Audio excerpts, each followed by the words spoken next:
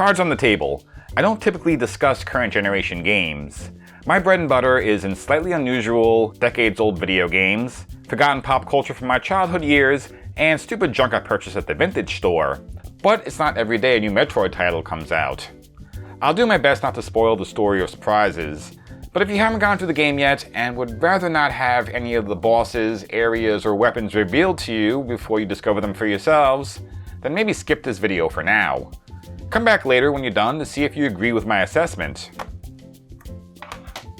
Metroid Dread is the fifth, and as of now, final entry in the main Metroid storyline that started way back on the original NES in 1986. Remember that commercial? The power is Nintendo. Defend the planet Xephus against the evil Mother Brain. Really sold me on an NES Advantage. And that game with the flippy dude looks interesting too. In my opinion, much better than the extreme 90s Super Metroid commercial where the game changes the size and breed of a dog for some reason. Wait a second.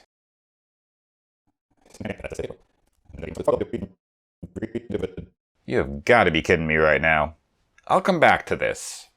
The game takes place immediately following the events of Metroid Fusion.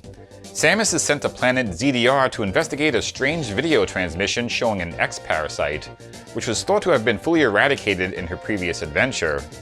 Upon her arrival, Samus encounters a mysterious warrior and finds herself quickly overpowered and defeated. Luckily, her life was spared, albeit without most of her powers, which is pretty much how every Metroid game starts. Her mission is to return to her ship on the surface, finding upgrades along the way to open up new passages towards her goal. Making this mission slightly more difficult are the Extraplanetary Multiform Mobile Identifier, or Emmy, robots.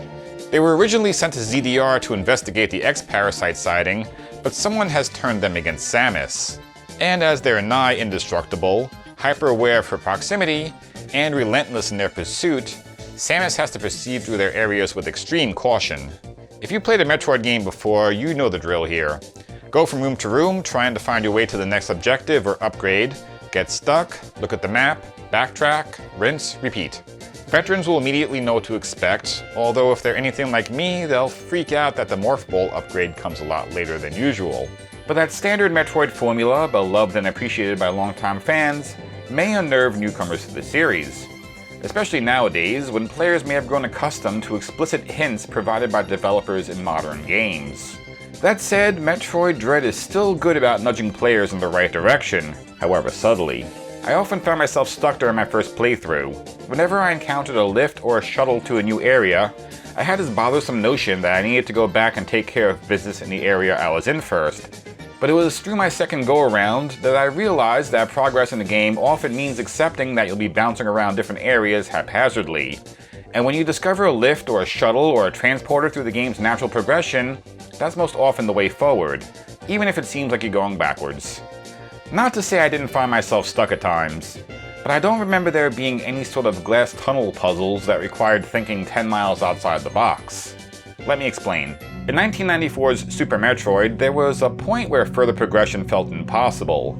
Hours upon hours of searching every single pixel of Xephus that was available to Samus at the time came up short. Then, it turns out, randomly detonating a power bomb in the glass tunnel was the solution. There were none of the normal indicators of destructible environments one would come to expect by now. But it turns out that commercial for the game had long already given you that solution. Luckily, Metroid Dread requires no Madison Avenue strategy guides. For the most part.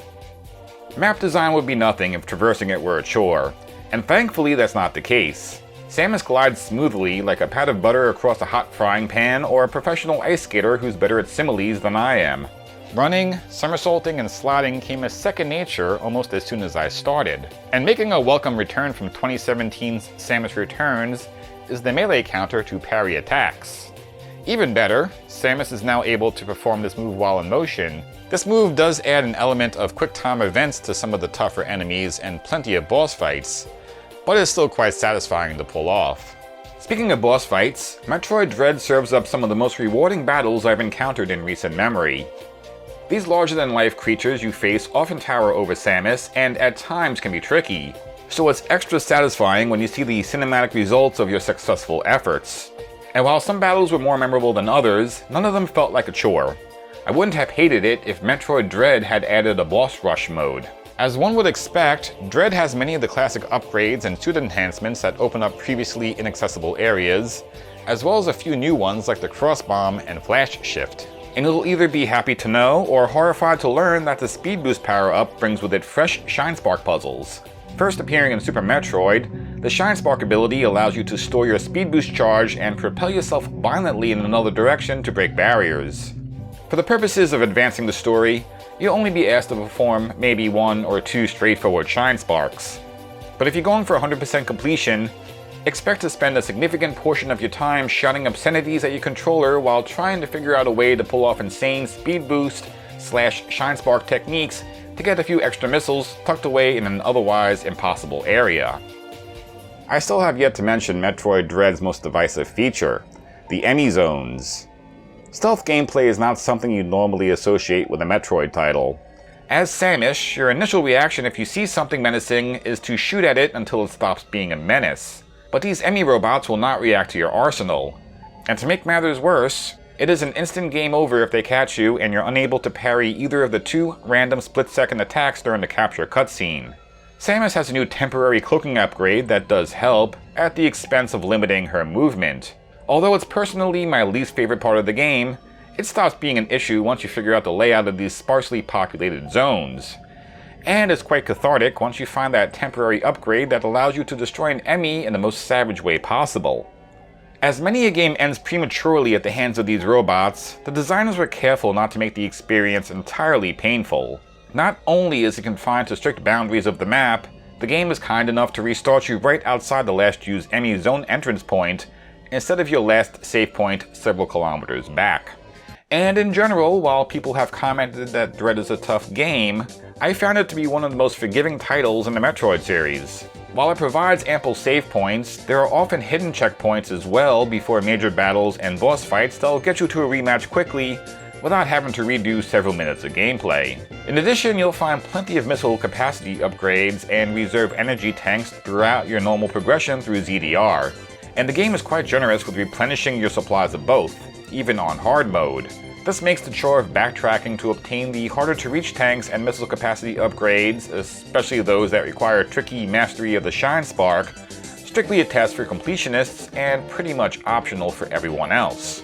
I also appreciate that I don't have to stress about leaving energy tanks behind, since Metroid Dread has absolutely no mandatory damage moments. Not to pick on Super Metroid here, it is still a damn near perfect game, but it was demoralizing to make it far into your battle with Mother Brain and get a game over because you didn't have enough reserve energy to withstand a pre-scripted, unavoidable attack, even if it did lead to one of the best climaxes in video gaming history. Conversely, you can enter the final battle in Dread practically on the verge of death and theoretically still make it to the end credits. While I wish I could say Metroid Dread is absolutely flawless, there are a few points to tick off in the negative column. First, I have to say that the music isn't terribly memorable. The all-important game start and power-up jingles are intact and as beautiful as ever.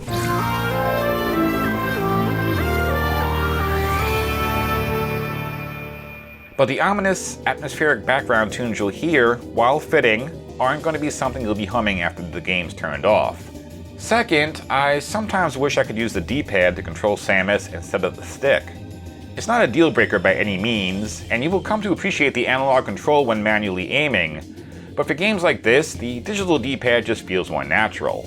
I will say there were 1 or 2 power-ups that were a bit disappointing, serving merely to act as a way around obstacles, but not really useful for offense or defense.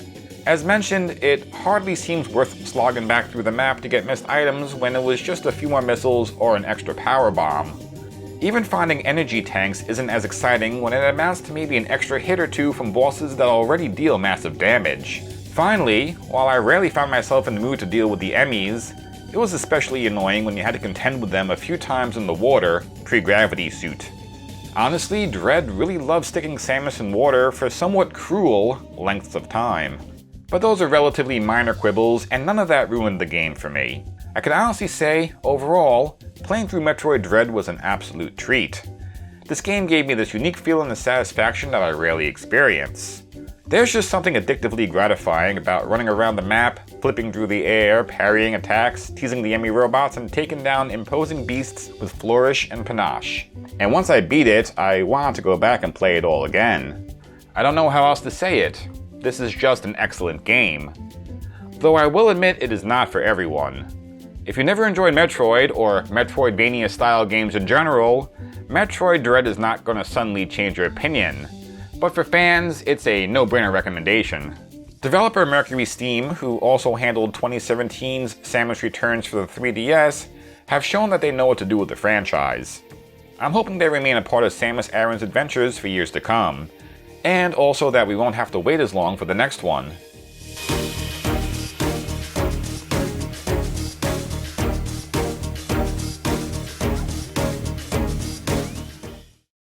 I'll do my best not to spoil any of the story or surprises,